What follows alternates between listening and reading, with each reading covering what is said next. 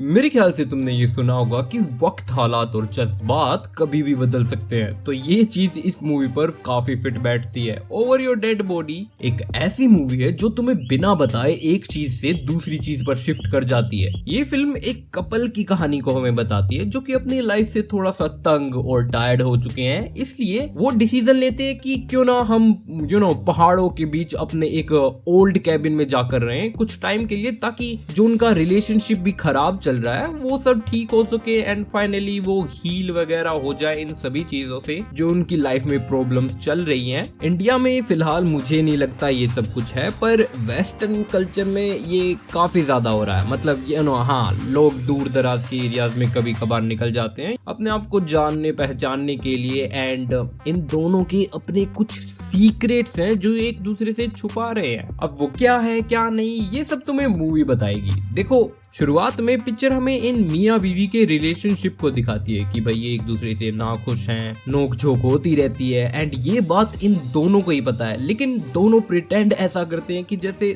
सब कुछ सही चल रहा है। तुम एक्सपेक्ट भी यही कर रहे हो तो कि स्टोरी इनके बीच ही शुरू होके खत्म हो जाएगी, ये जो एक दूसरे के साथ करेंगे एंड काफी हद तक वो होता भी है। But the main point is भाई स्टोरी में एट अ टाइम एक प्लॉट ट्विस्ट आता है जो पूरी कहानी को बदल देता है। मतलब सीधी सी बात यही है कि मेकर्स हमें बताना चाहते हैं कि बेटा अब तक जो तुमने देखा ना वो तो बस एक काइंड ऑफ इंट्रोडक्शन था, लेकिन असली वाले एल अब लगना चालू होंगे। मूवी रिलेशनशिप और कॉमेडी से सीधे एक सर्वाइवल थ्रिलर पर जंप कर जाती है। फिल्म के प्लॉट ट्विस्ट ही इसकी जान है, बिकॉज ये जब भी आते हैं बार बार पिक्चर को काफी हद तक बदल देते हैं। एक पल के लिए तुम हंस रहे होते हो और अगले सेकंड ही तुम्हारा ये रिएक्शन होता है कि ओह गॉड। इसी के चलते कहूंगा कि मूवी में ब्लडी सीन, गोर, वायलेंस काफी ज्यादा है। मेरे ख्याल से तुम्हें कोई फर्क नहीं पड़ना चाहिए। हम आजकल इतना ज्यादा वायलेंस देखते रहते हैं मूवी में कि अब तो आदत सी हो गई है। फिर भी बता रहा हूँ, शायद तुम्हें ज्यादा देखने की आदत ना हो।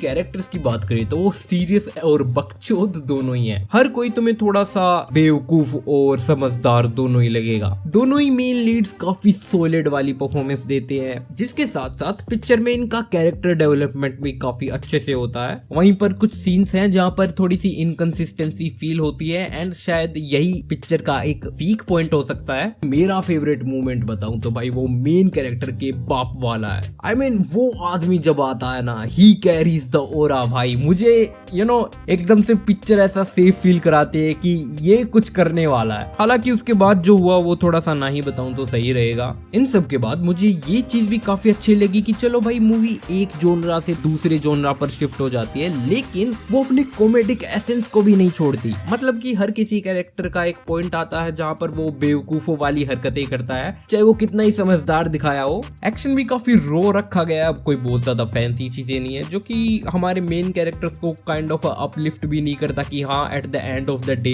दे are just normal human beings. तो मेरे हिसाब से अगर तुम कुछ एक्शन थ्रिलर साथ में कॉमेडी एक्सपेक्ट कर रहे हो तो गो फॉर इट। अगेन बहुत ज्यादा एक्सपेक्टेशंस मत रखना, बट ये मूवी तुम्हें डिसअपॉइंट नहीं करेगी। वेल, यहाँ तक आए हो तो लाइक एंड सब्सक्राइब भी कर दो, बिकॉज तुम्हारे सपोर्ट की बहुत ज्यादा जरूरत है मुझे।